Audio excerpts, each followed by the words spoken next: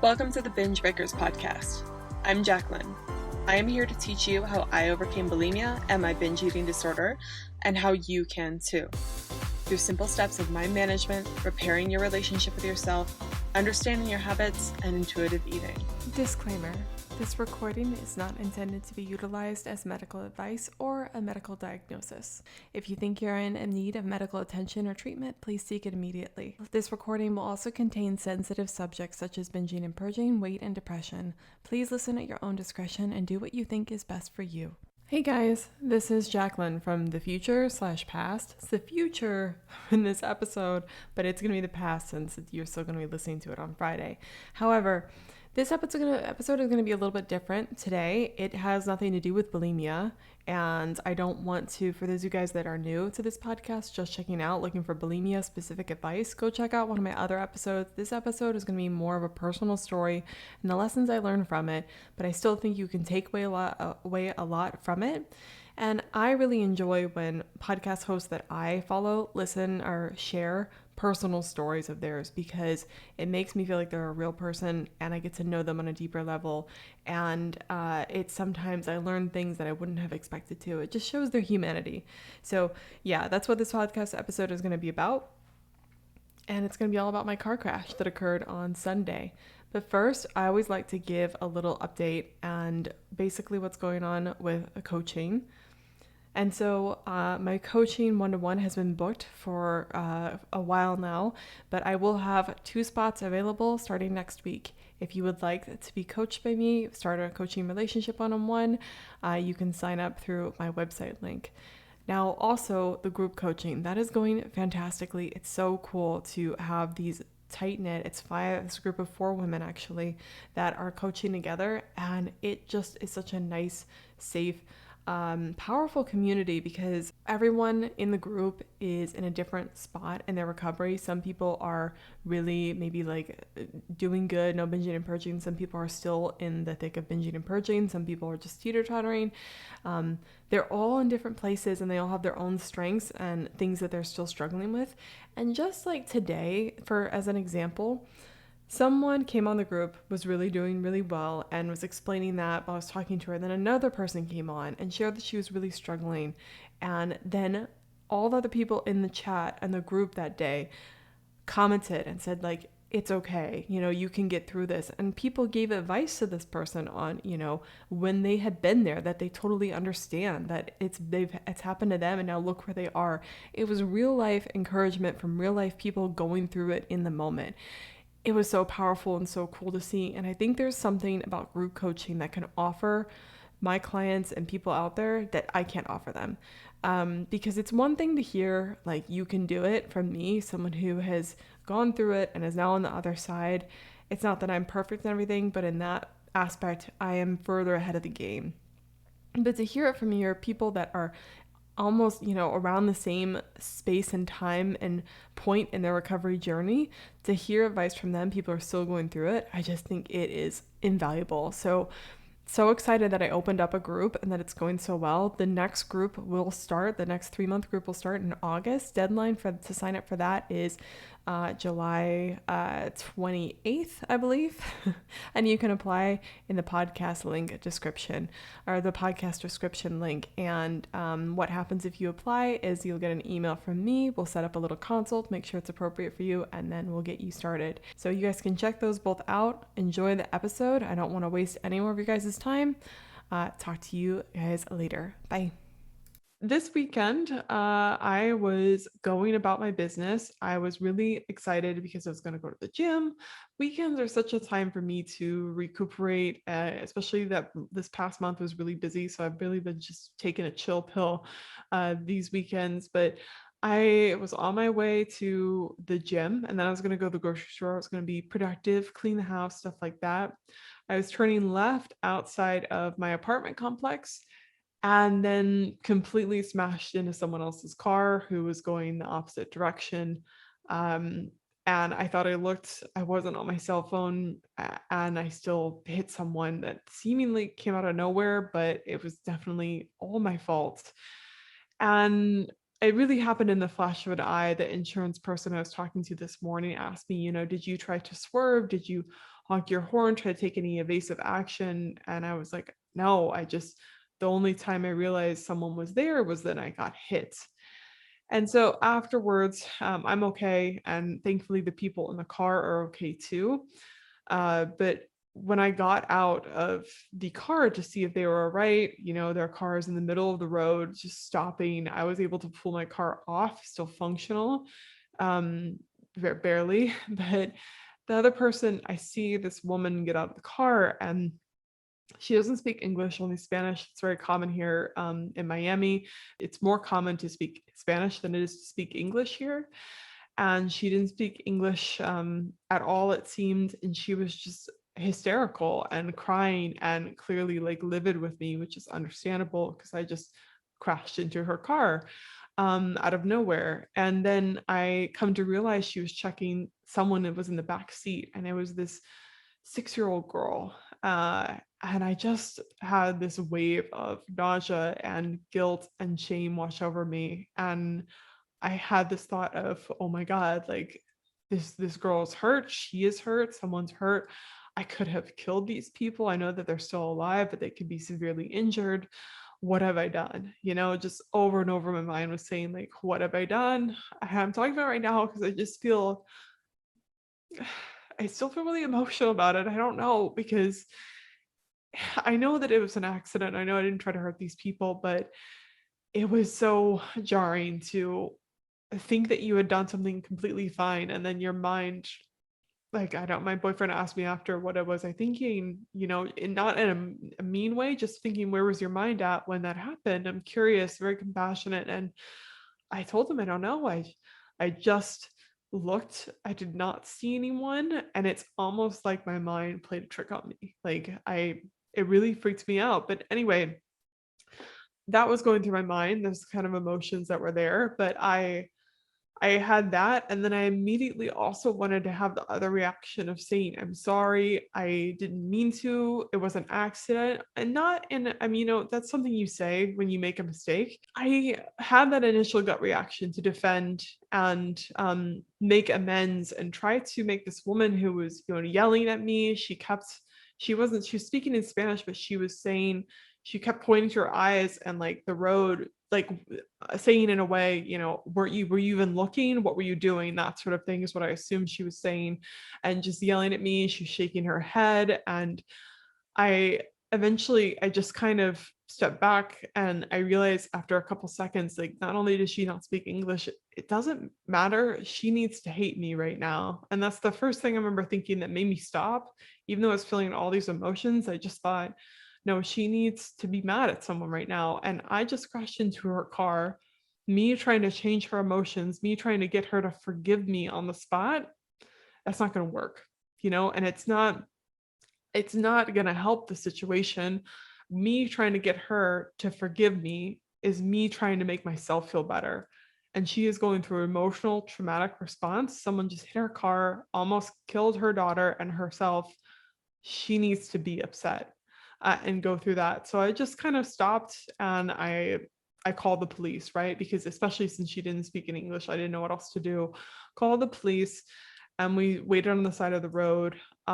She's still yelling, but it's, calming down. She's talking to someone on the phone as well. And eventually the police show up and we get the information down.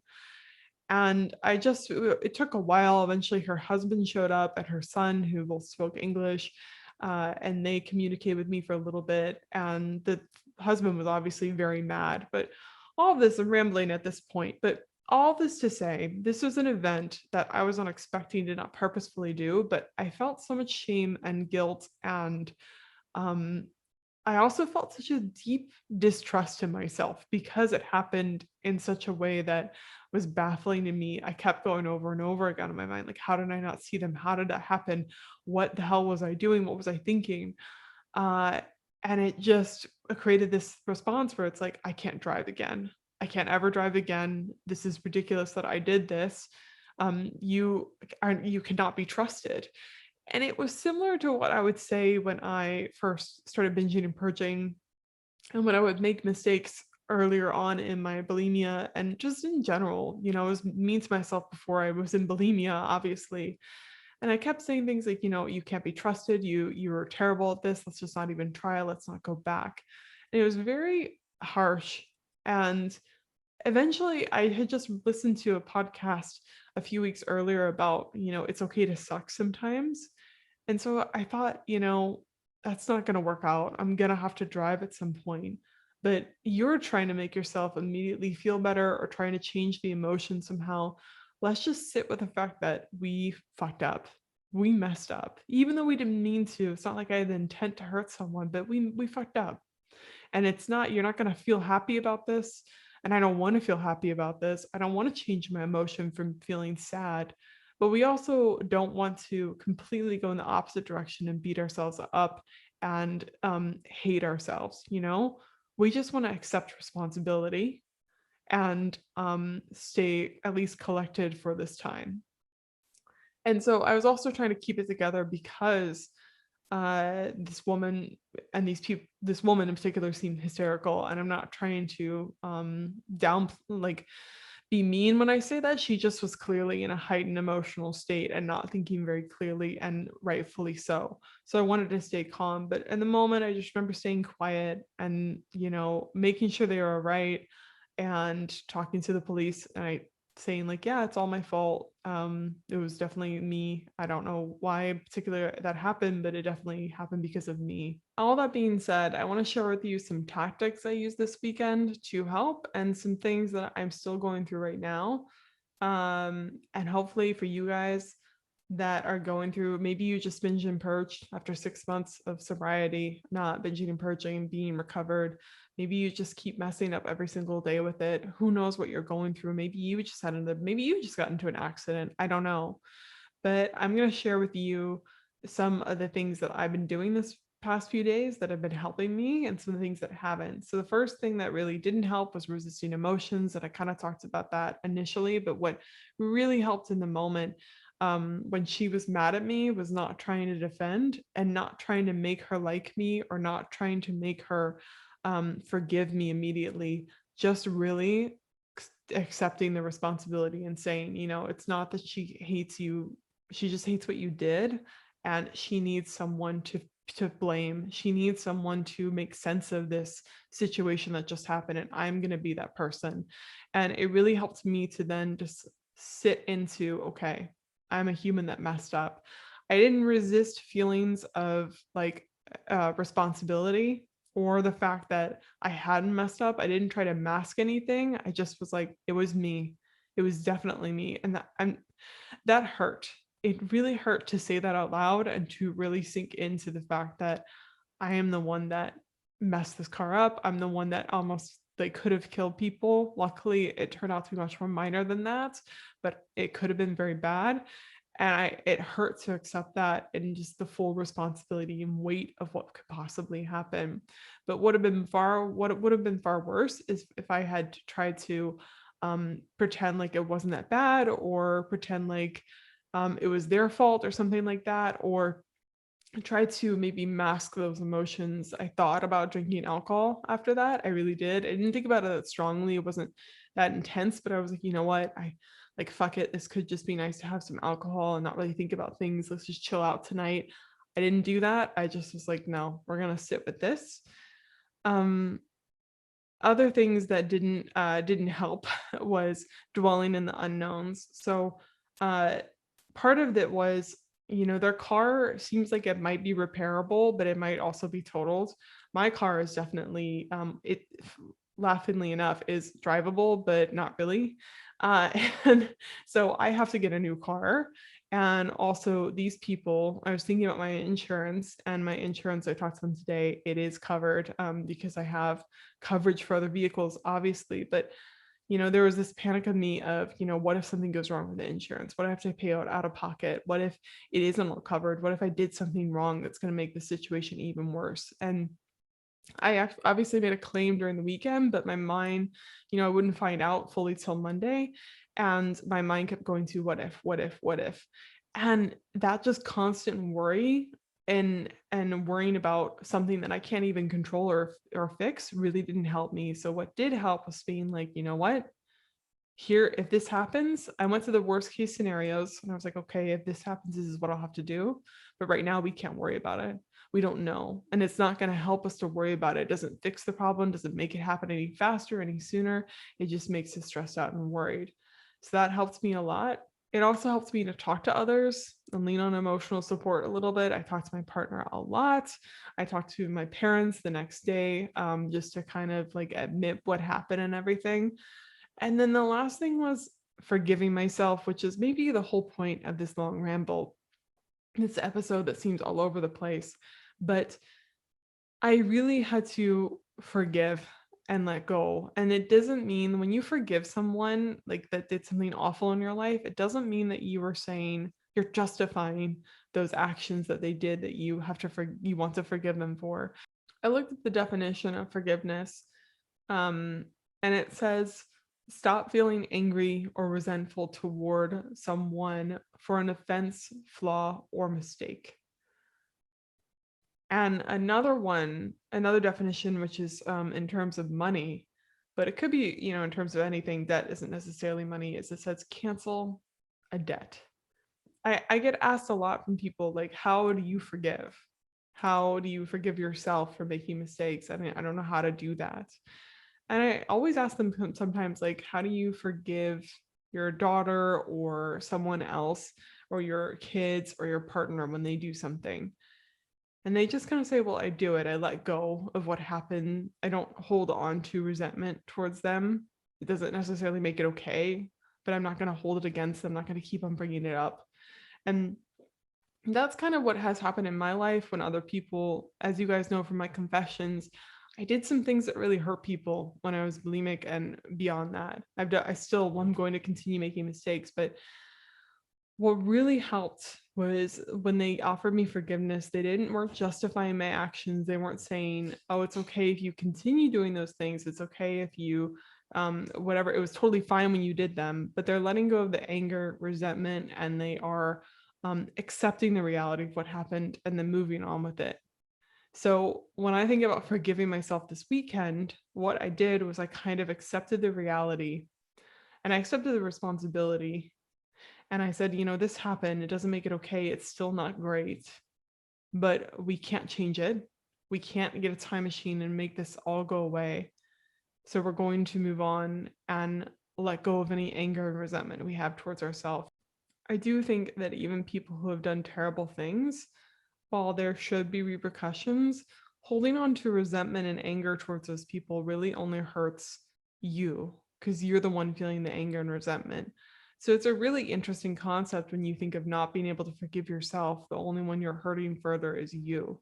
You're not making it better if you're not giving yourself any forgiveness and grace and compassion. You're only making things worse for yourself. It's not really driving you to do better actions because you're already so cruel to yourself. If anything, when you are cruel to yourself, you're more likely to make more bad decisions because what's the point? Even if you do well for a little while, you're still holding those past actions against yourself. You're still feeling the pain and punishment and reliving those actions all the time, which the first day and, a lot of Sunday too, I was kind of reliving it and being like, look what you did, look at what you did, look at what you did, and just repeating it to myself and also kind of looking at myself with such disappointment and shame. So what I really did the Sunday afternoon and today is really saying this has happened. It doesn't mean it is okay or that it is good, but it is the reality of the situation. You're a human that makes human mistakes. It is okay to move forward and accept the reality and stop holding resentment towards yourself. Stop berating yourself for it happening. You can do better next time. It will be all right. And I know that this is such a vague and strange episode, but if you want to forgive yourself for something that you did, what I find really helpful is really looking at, well, if I don't forgive myself, how is that helping? And also looking at if I do forgive myself, how much better might I feel? And also looking at it from a friend. If a friend came to you and said, I did this thing, would you forgive them? And how would you do that if you did forgive them? I think a lot about the people I loved. If my boyfriend had said the same thing, if he came home and said that, I still would forgive him, right? It's kind of like either that or you're holding on to a grudge against yourself. Grudges and revenge stories, they're never really helpful. They never really help undo what was already done. It's a classic trope in movies, right? The person who is looking for revenge is just this person that is riddled and their life is ruined by trying to seek revenge or trying to make it right by hurting the other person. And that's kind of what we do when we don't forgive ourselves. We just hold on to a grudge against ourselves. It just creates this anger and kind of toxicness in our own bodies. It is kind of like a disease, an infection that just keeps growing and growing. It doesn't help. It never changes the past and doesn't do a whole lot of good for your future. Um, and I also don't think, like, I live under the terms that no one's really entitled to anything, which is interesting. It's an interesting way to think about life, but I don't really believe I deserve forgiveness or acceptance or bad things. I just think I exist, and life happens, and maybe there's not necessarily a huge meaning for it, which I know seems like a strange philosophy to have, but that is kind of the rules I live by, and it's freeing because it means that there is really no points, and therefore I can kind of make up the rules as I go. And I know I'm just kind of rambling my open mind to you guys right now. I may not air this episode because I feel like it's a whole disaster. But I know that, no one is necessarily inherently entitled or deserving of anything. But I can choose to give myself forgiveness. And if no one is entitled to anything, then why not me be forgiven, right? And why not other people be forgiven? Because the alternative is hatred and anger and holding on to what can't be changed. And I don't want to live my life that way. So for any of you guys that have made some big mistakes recently, done anything in your past, I think back to my relationship. I posted on one of my confessions that I have cheated in my relationship twice. And what really helped was forgiveness for myself, and also my partner really forgiving me and not holding it against me, not bringing it up, not bringing it out when we do have fights now, holding on to the anger and resentment. He really just accepted the reality. I accepted the reality. And then we made decisions from there on what we want to do about that reality. And we still decided that we loved each other, and moved on. I don't want to speak for him because it was, we talked about releasing it beforehand and everything, but that is also another big thing in my life that was a huge mistake and something that I really hated myself for a long time. But it also was not worthwhile for anyone. It would have hurt him to hold on to anger. It would have made his life miserable, and it would have made my life a lot more miserable if I had held on to anger towards myself. So remember, if you are wanting to forgive yourself for something, forgiving yourself doesn't mean that what happened is just fine and okay. It can still be a very bad thing. It's not justifying it. It's just accepting it, accepting the reality. Because when you resist reality, you really don't win and you just become exhausted.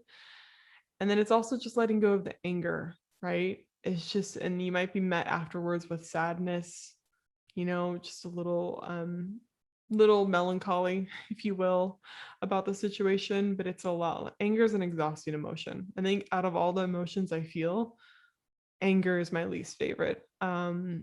It just makes me feel so tired after, and makes me feel so justified and bitter and fueled by rage, and it's not an enjoyable emotion.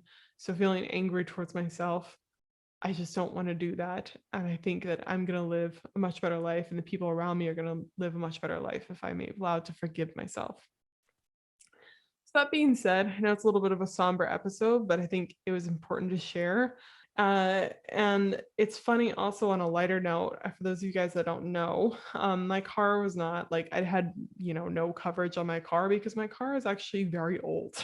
It is a 2005 Toyota that is just kept on trucking along. I've been meaning to get a new car for so many years, but I was like, I'm still paying off some debt. I'm still getting my grounds on with money. And this car keeps on running. Toyotas are very reliable. So we're just going to drive it into the ground. And it has been through so much crap. It's had so many breakdowns and it still kept on going. It's so many years we thought this is the year it's going to die. It still keeps on going. It's over 200,000 miles now, I think. And I love that this car went up against a Nissan Rogue, which is, it's a decent car. It's bigger than my car for sure. And the Nissan Rogue is the one that couldn't drive away. And my car, even though the headlights busted, the front bumper's busted, and it really doesn't look drivable at all, still was able to drive back to my apartment complex. And I just like that I call my car Lucy because it's red, like Lucille Ball. It's a red like Toyota Solara. And I love the fact that Lucy, what put her in the ground was not old age, but really an accident. And actually it is still drivable. But at this point, the repairs on it is just not worth it. I think this is the push I needed to get a new car. My parents have been nagging me for years to get a new car, more or less begging me to get a new car. But now it's time. So there will be some out of every tragedy, there's usually a bunch of good new birth, right? After like a forest fire, there are new flowers and regrowth that happens. So it's going to be sad to let go of that car. I've had so many memories with that car, but it's so interesting that on a funnier note that car, it didn't die. It just got into an accident and we decided not to repair it. But ideally I could have driven it for much longer. So anyway, thank you guys for listening to this episode. I know that it was just a bunch of craziness all wrapped into one, but I think you guys can probably relate a lot to what I'm saying. And a lot of you guys have probably made a mistake similar to mine. So if you're in that position, maybe you've just binged and purged, maybe you've just been in a fight with your spouse or partner or whatever. Maybe you just did something that probably was a little scummy. Maybe you lied to someone, something like that. I don't know. But we're all human out there. We all make mistakes. And it's about taking responsibility, which is what I did this weekend, accepting it, and then forgiving yourself and fixing what you can now instead of trying to revert back into pretending like it never happened. Really just accept the reality of the situation, let go of that anger and resentment because it's not helping you, and then figure out what you can do now and forgive yourself. Promise you'll be better off for it. And I definitely think, no one's necessarily deserving of forgiveness, so just grant it to yourself. You are worthy right now of forgiveness. We're all just inherently, the thing that I live by that helps me the most is that we're just inherently valuable as humans, and inherently valuable because we're living creatures on this earth.